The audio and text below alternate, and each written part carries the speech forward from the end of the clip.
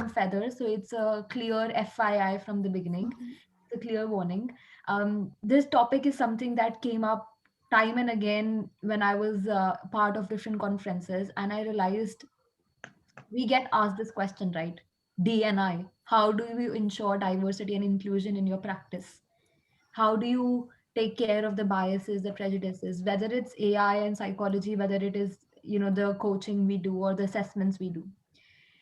I actually started thinking about DNI in our field. What are the different kind of faces we see, backgrounds we see, cultures we see?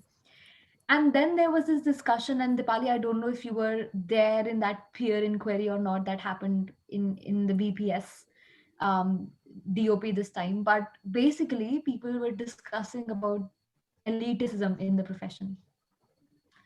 Elitism simply meaning somewhere where there's this display of flamboyance or this display of superiority or this display of elite behavior, and that separates them from the crowd.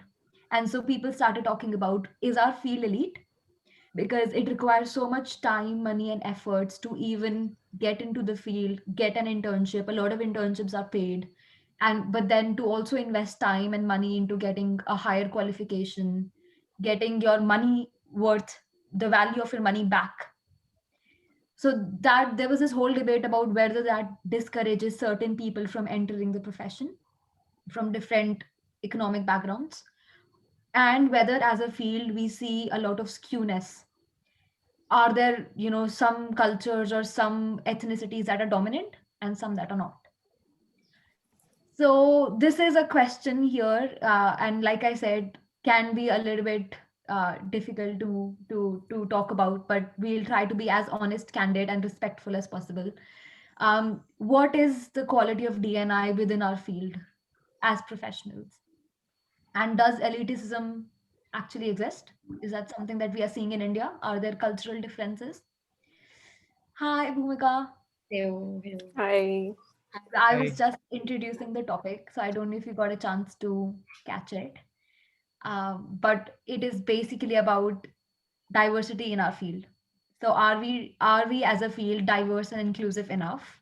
Are there cultural differences? Is there a breadth of people and economic backgrounds and social backgrounds and ethnicities that we see? And is our field an elite field? Do we show elitism in our field?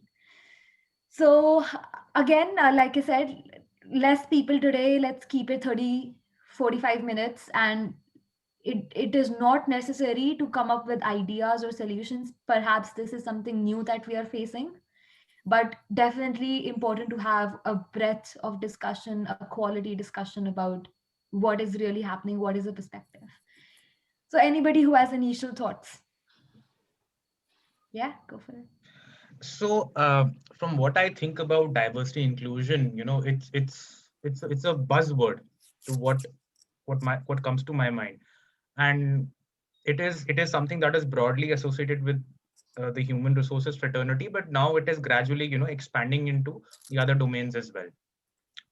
Diversity and inclusion, when we talk about this, it reminds me of a single quote that diversity is inviting people to party, and inclusion is making them dance them too. So what is happening is when we talk about DNI, it is something that is new. It's a buzzword. It's gradually coming up. When I compare India versus the other countries, I feel relatively DNI is something that has been embraced in the Western countries. I think Sakshi will agree with me to a certain extent, because I have seen in European countries and US, uh, there is a lot of emphasis on DNI. But if I talk about DNI in the Indian context, I would say that it has not reached uh, a level where it is supposed to be. In India, what is the thing is, like, people do talk about DNI, but ground reality is something different. So whether if, like, in context of psychology, I would say people still have that perception that psychology is dimag doctor. Still there are these perceptions, and as in our previous session we pointed out that branding is very important for the psychology professionals. But things are getting better, but I feel in reality, we still, if I talk from an Indian context, it's not a good or I would say it's not a favorable situation. People talk about diversity hiring, but in reality things are different. So just to give you all an example, so I think last month on LinkedIn, I saw a post that talked that reputed organization mentioned that we are looking for such and such professionals, MBAs from tier one colleges. Now, and then you need relevant experience.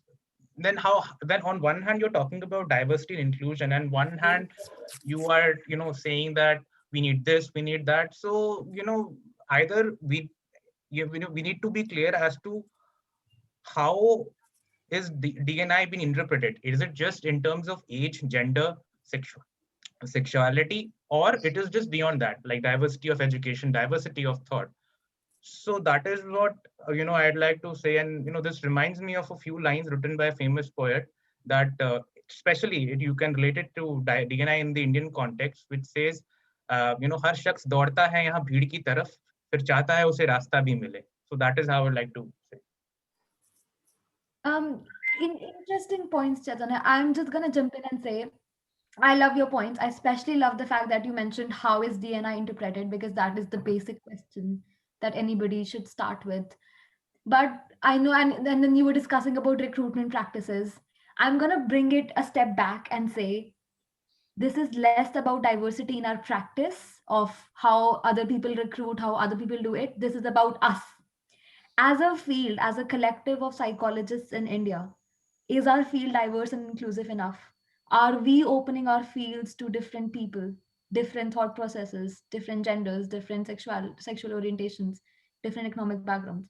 So let's talk about us as a field rather than what other people are doing for a change. I think the first thing that comes to my mind when I think of DNI in psychology is that you would all agree gender skewness. Like I remember when I was looking for colleges at Delhi University just after class 12 to pursue my graduation, most of the colleges that offered psych degrees were only like women exclusive colleges. And there were only I think there still are only a handful of colleges in Delhi University that cater to both genders. And fast forward to my master's days, in a class of like 75 students, there were only two boys, like two guys, and rest all of them were girls. Same चीज हमें engineering में भी दिखाई देता है. Like most of them are guys and there are like handful of girls. So now what is my class had 100% girls. Okay. Not even one boy. Sorry, I didn't mean to interrupt. No, that's okay. So there you go. So I think that is, and was that in India or abroad? Yeah, my undergraduate was in Bombay. Okay. In Jai Hind College, if anyone's from Bombay, and it was 100%. We were just 12 or 15 of us in the final year, because it's full psychology, as they call it. So all 6 modules were psychology, and there was only girls. There were no boys. Yeah. I mean, there were no boys overall in the whole psychology department. You could count on your fingers, but in my batch or in the full psychology cohort, there was just women. That's it. And all the professors were also women. There was no male professor. Yeah, so exactly. So now if we like dig a little deeper, now there could be like a few reasons. Like one is like psychology. I think Bhumika would relate to it. Psychology falls under helping careers, and she would know about Holland codes and all that. So, and I think research has also showed that women tend to choose careers that are helping careers or social careers. And the second reason could be like it's the culture. It's actually the gender roles. Like from time immemorial, we have been taught that men are strong, they're assertive, they're bold, while women are like they're kind, they're compassionate and helpful. So these gender stereotypes are like stubbornly like ingrained in our system, that many times we choose what is expected out of us and not what we truly want. And it's especially for boys who want to study psychology or want to do some helping careers or want to choose social careers. So that I think is more of like a culture problem, or how gender stereotypes are looked at. I think. Yeah, that's my initial thought. That definitely came to my mind as well, Gurleen, thinking about our classes and how there were like absolutely no men in the class, and then suddenly, but then you see the profession, you see LinkedIn, and there's so many so many brilliant men who are actually doing a lot of DNI, psychology, coaching, mentoring, and I'm like, where did you guys come from? Because it's not my class. So what happened there? So I think that is very interesting thing to explore as well. What else? What are people's initial thought about this? I was thinking when Gurlin said that, we are ingrained to be more caring or, like providing service as women. But do you guys like go back to the origins of psychology? Everyone were male. Wilhelm Wundt, James, like all the initial pioneers were men. And like it's like a major thing that struck me was, can we say that a lot of psychologists in the Western world are men and a lot of psychologists in the Eastern world are female? No, I think that is like, that's very old times. Like in the old times, you would pick up any industry, you pick up any field. Most of the people, most of the, reputed people were men, because that is again a gender issue. Like women took a lot of time to get into like educational spaces and other spaces. Right. Yeah. So does that mean that women as a gender are making a lot of progress and trying to choose fields which are like very unexpected of them? Because like, psychology as a field in India is very nascent. Like it just right now when we are listening about clinical psychology and depression, but some of us are also business psychologists. So I think it's a huge leap, but it's a positive leap. Like there's no complaints about it. Also, yeah. Sorry, Swarali, to interrupt, but I never call. So I know initially we all start with the thought that psychology in India is at a very nascent stage. I Mhm. always try to differ because Okay. Indian psychology is very deep, has a lot of breadth in it, has a lot of Right. theories and models that perhaps because when we study psychology in our colleges, we tend to not focus on Indian psychology. It's a whole Yeah. branch itself. That is very well developed. It's our problem that we never studied it or never picked it up, and we focused more on the Western theories, and Yeah. then come to circle and say, oh, actually, Western theories, when we apply to our culture, it doesn't fit. Of course it doesn't fit. It wasn't developed here. But Right. my but sorry, Swarali, but my point again, I'm bringing the topic back to what we are trying to discuss here is how open are we as psychologists to different professions, rather than again talking about women and what they have taken up. Because definitely there is, so I think Chaitanya, like you mentioned as well, there is talks of DNI in the Western world as well. Yeah. How true they are? Is that a tick box exercise, or is that genuinely comprehensive? Mhm. That's the debate. So yeah, what is everybody else thinking? Just again giving you the buzzwords of DNI and elitism. I have a point here. First of all, Sorali, you were sitting in a very cool place. I don't know where exactly. Oh, that's a background. Okay. I thought he's sitting in a very cool cafe and attending the I meeting. wish. All right. So, you know, like, so even in career coaching sessions, psychology is a very fascinating subject. Mhm. Somehow, literally anyone and everyone just wants to pursue it. Um, and of course, like people who have innate instinct of care and understanding human behavior are even more inclined towards the subject and taking it up as a career. Having said that, so when somebody so in career counseling process we get into a lot of detail about understanding a cultural background, financial background, because if the financial background is such where you need to earn immediately, I take a seat back and I say, psychology, give it a thought, because initially paisa nahi hai. And correct me if I'm wrong, because that's something I face, that's something my colleagues face, that's something my seniors, juniors, everyone face. So being a psychologist and being a career coach, and seeing people coming in the field, it's like giving them a red flag and telling them that hey, initially it's a difficult journey. So also now going back to the gender discrimination, one, there could be a possibility of it that like how in Indian culture it's always been like that, males are earning and females are taking care of the household. So it's always like that if you're going in a psychology kind of a field, you might not be earning. So how will you contribute to the family responsibilities, etc. Now these could be two possible reasons which I understand in detail, and also what I've discussed with my friends in detail, that this is why this is a careers of elite, um, which actually doesn't make a lot of sense, on the retrospect. Like practically it feels so stupid that why, like why can it not be open to anyone and everyone, and why money is the constraint there.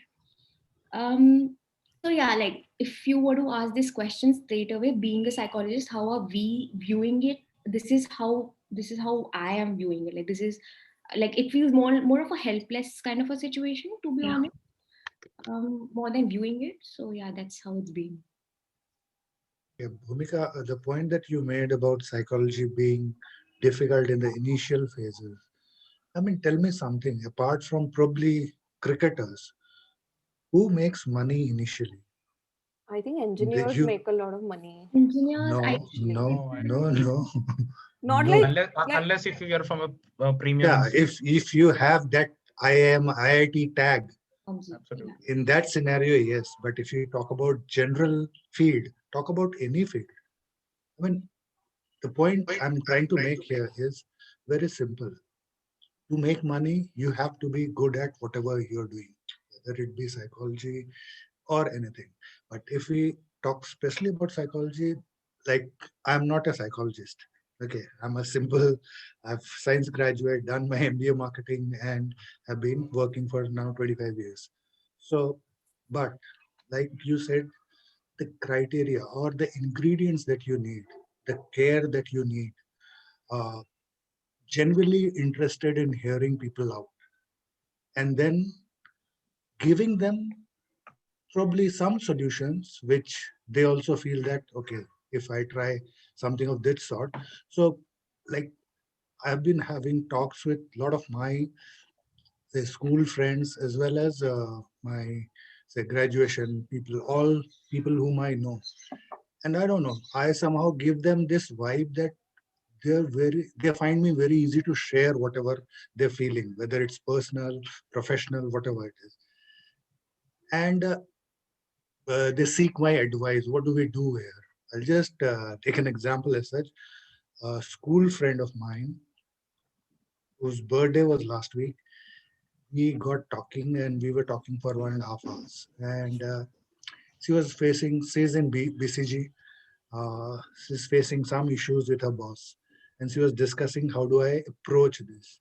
So she explained what the situation was. And so I gave her a few pointers and she said, okay, finally, there were two issues which she was trying to mix it up. I said, okay, please just keep it separate and go ahead and deal with them. So she was happy. So she says, okay, now I think I need to call you up more often to discuss things and all. I said, see, I'm there 24 by 7. My phone is always on. And for friends, no time is like, यार तुमने रात को 2 बजे call क्यों किया? Obviously, you are in some pain or some trouble. So, and you thought of me calling me up at 2 o'clock at night. So I don't find that any bizarre or anything. And the topic that we are discussing, inclusion, diversity, and inclusion. I mean, psychology as a field, yes. Like, uh, I was thinking that okay, uh, most of the girls, daughters of my friends, as such, they're opting for psychology. This is one angle, but you have already stated, so negated my point was as saying that most of you who have studied psychology, you were mostly girls in classes and very few boys. Like the opposite is true in case of probably engineering or something. Uh, yes, in India, when we talk about DNI, just like if I take another concept also, post training, it is all words. It is all post training. If I take just my company, the last company that I was working, because now it has been mandated by the government, you have to have a training in a year, which you can show, okay, we did a post training so that whatever it entails. And because the companies are so skeptic about spending money, etc., so what they did in our scenario was there was a girl in the organization who probably did some of this training. So she pooled up her resources, picked up a few people, and did a skit of that sort. And so the training was done. So what I'm trying to say is, even in diversity, in corporate office, sales, okay, I might say because it's a traveling job, it's not that girls don't go into sales field, but it's a traveling job. So there are a bit less girls. But even in my corporate office, where there was about 80 people, there were 6 girls. Even in HR function, there was only one girl. So, I mean, we just talk about it. Sorry to interrupt, just in the interest of time and Yeah, yeah, having yes. everybody's attention as well. So I get your point that obviously you've clearly stated that there are less chances where you see, you know, that diversity in gender. And I think Bhumika, you made an excellent point about finances there, so thanks for bringing that up. Because so there is this another thought that was presented is you have paid internships in psychology, which is mental. You don't get paid, you pay to do an internship in psychology. And I feel like, thinking back about my classmates and my batchmates, that was such a big deterrent. The fact that you have to shell out money to do a degree, a lot of money that is, and then you have to shell out money to get an internship, and then when you don't get those experiences, you obviously don't get a high job. So like Shalabh mentioned, that you have to work hard like in any other profession. But if there are things that deter you from getting that experience in the first place, like money and resources, how will you then end up getting a job, a good job that pays well? So I think Bhumika, excellent point there. um what about the elitism aspect or diversity apart from gender, because there is diversity apart from gender as well? What about that? I think it just came to my mind after Bhumika talked about financial stability and or the likelihood of income in psych fields. I think okay, someone is coming. Okay, I'll just admit this person and then continue. So I think it's related to geography also in which we operate. Like for example, India or other like Asian or South Asian countries, they are very collectivist by nature, and like Western counterparts, the US and the UK, they encourage like an individualistic behavior. So by default, like we guys are more likely to give suggestions and unsolicited advice to people, right? Like, I mean, look at your day-to-day interactions or conversations with people, with your friends and your relatives. Like if you're unwell or something and your friend and relative may say कि suggestion दे देंगे, they will say कि अच्छा ये काढ़ा P low, someone will say कि अच्छा ये homeopathy medicine ये वाली ले लो, or they will suggest some home-based remedies. So similarly, even in the mental health space, a lot of people would give unsolicited advice. And now I'm not saying that their intentions are bad or anything. The intention is always like to help a friend or a relative, and that happens because we want to help each other, really. And because and then again, if we look at individualistic societies, people don't like prefer to interfere in personal matters, really. They believe that every man or woman should be for himself or herself. So hence the profession of psychologist is seen in a different light in like both geographies. And so yeah, in short, that's what I'm saying. Like in collectivist society, the demand is comparatively lower. So by like by the principles of economics, psychologists in Western societies are paid more than Eastern societies. And not to forget the population. I mean, look at the population in Asian countries. We are so populated. So obviously, I think geography has got a lot of role to play there, especially Yeah, really finances, deep, money matters. really deep point there, Gulin. Excellent thought there, that obviously we are seen as pre-profession, right? And last time we even discussed about thinking of your own worth and not being afraid to talk about enumeration and commercials. So yeah, I think definitely that's a deterrent. What else? Thinking about age, thinking about the elite nature. So I'll just say something about elite because I think that's the word that's ringing with me. I think, and I could be completely wrong here, but psychology as a subject or as a degree in India is in the cities and not in the smaller towns, but I could be wrong there. At max, it'll be tier 2 cities. So that itself is elitism in that sense, in terms of where's the penetration of the subject. I personally feel very elite, and I make a conscious attempt to not be elite in terms of the projection of my image. If I have to take it back home, so I'll give an example of my family. Just because I'm doing a PhD and I'm an organizational psychologist, the responses that I will get is, please, you're a psychologist, you don't need to tell us what to do. Like, that could be someone like even my brother, because we are seen as elite from somebody else's point of view, and that is elitism. And I cannot, for me personally, I cannot avoid that. I cannot uh, uh, remove myself from that feeling that that person is having, that I am an elite in his eyes. And the fact that it is only offered in the tier 1 and 2 cities itself is making us elite. So if I was to, I have friends here in United Kingdom who are not from cities. They are from really, really small towns in India. Like, they may not even be towns, they're probably villages. And even they think that I have chosen an elite profession, being, they put me in that space. Oh, tu to Bombay se hai, of course you're going to do something like psychology. That's so clever. I've heard these kinds of lines, and that makes me reflect that, am I coming across as elite? And I don't think I can disengage myself from the fact that I could be considered elite. Even if I have to reflect back to the people in my class in Bombay when I was doing my undergraduate, they were from the elite or the rich backgrounds, if I was to put it. And I mean, I don't know if that sounds really harsh to put it that way, but that was the reality. They could afford the fees. There were only 12 people allowed. So you had to have that kind of exposure. The language used in the world of psychology also means that you need to have that kind of language in school that you can associate with when you take up that subject. So there's elitism throughout the journey of studies, if I was to put it, at least in India.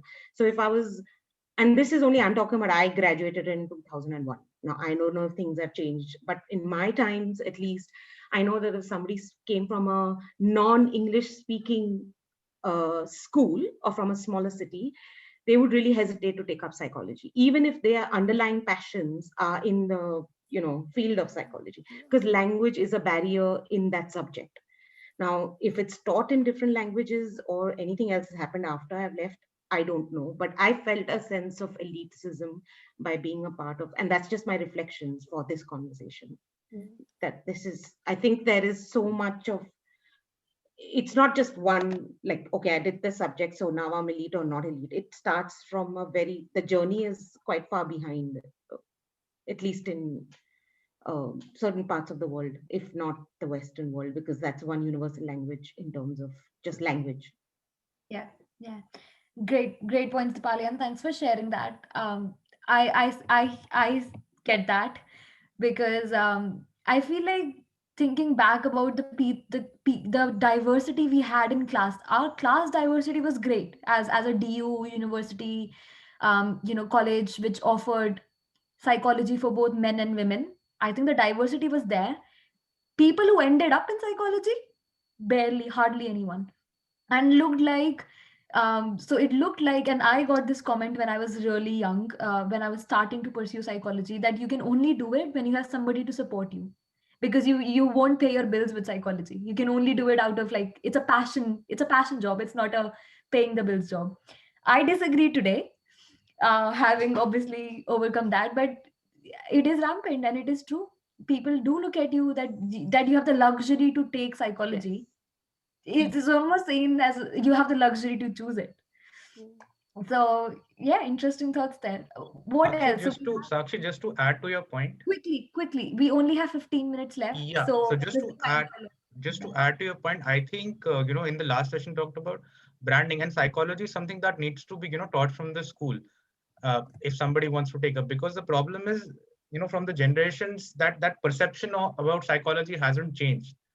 But in the times things might change. So I think if this perception, if it starts changing at the grassroots, when I say grassroots, right from the school, I think things can definitely improve. So if you like see in the earlier times, what used to happen was science. Science was the big thing. If you take humanities, it's something that is you are literally looked down upon. So I'll give an example. So in Kashmir, what happens is like, because I have my roots from Kashmir. So in those times, what used to happen, if you haven't taken science, if you haven't taken science as a stream, if you have taken arts, what used to happen is you used to be looked down upon miserably. Like you did not have a good image in the eyes of the others. So I think, to cut the long story short, things will evolve. We just need to like work towards it and be optimistic. So Sakshi, Yeah. I want to jump in here because I might forget this point, and it's a half-baked idea. So about elitism.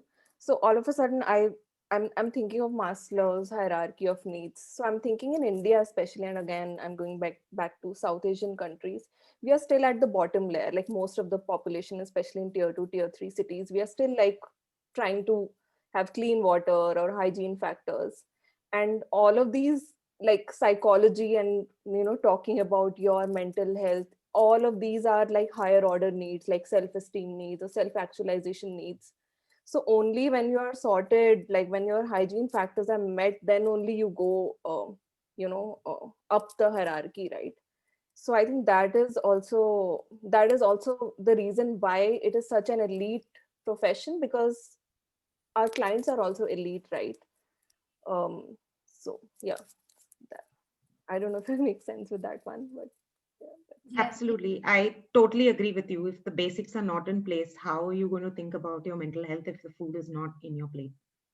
So it's as simple as that. And I think if those things are taken care of, then in the educational space itself, there will be changes.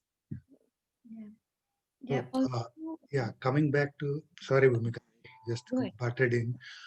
Coming back to this, see, point here again is that it is still psychology or the mental health, the mental aspect is still looked down upon, saying that, yaar, uska dimag kharab hai.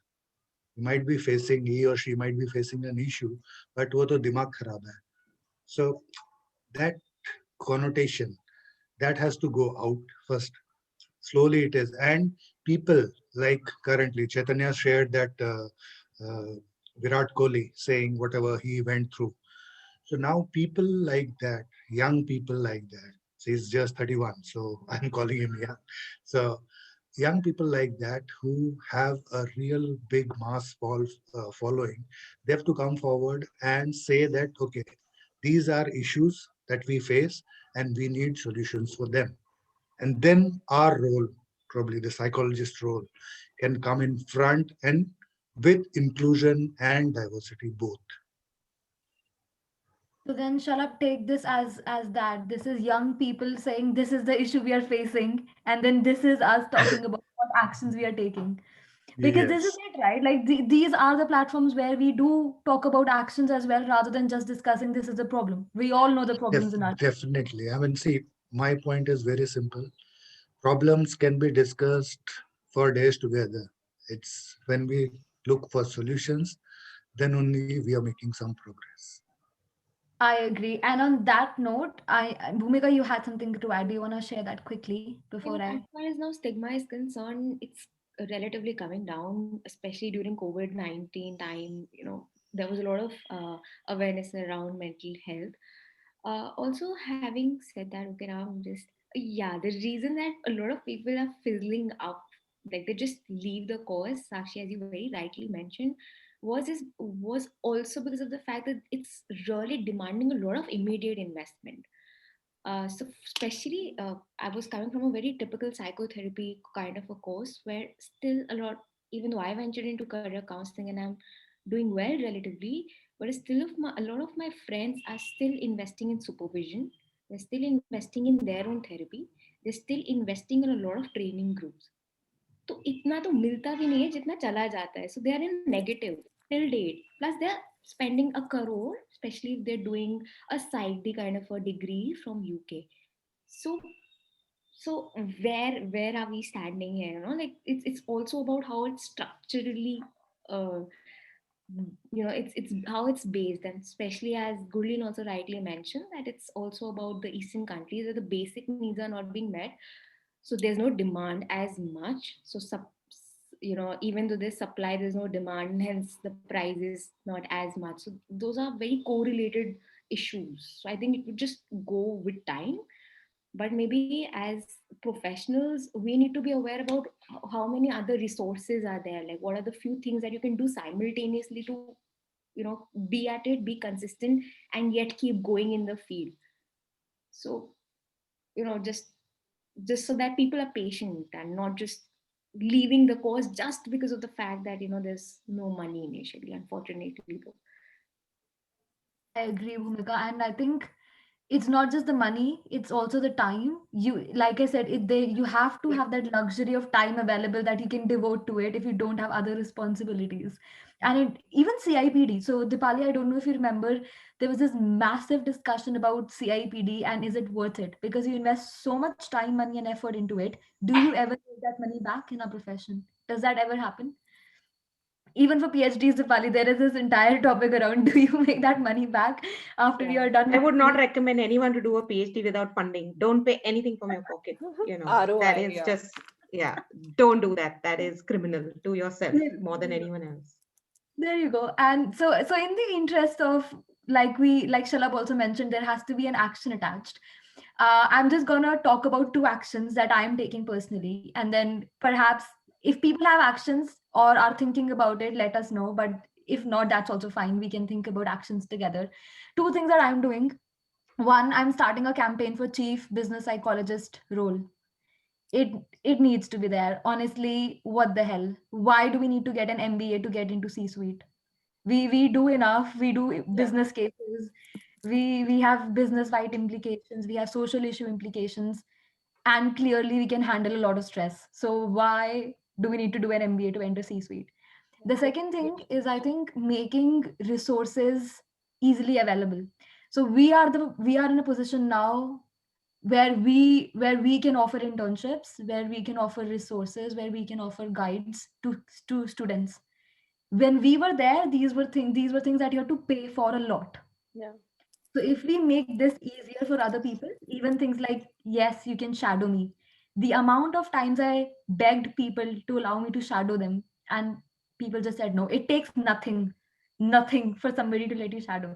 But perhaps we can facilitate that a little bit. So making those resources easily available, not saying free of cost if that's not ideal for you, but perhaps considering that they're students and they're early in their journeys, or giving some resources, like all use LinkedIn, what resources we can provide there so students can take it up readily.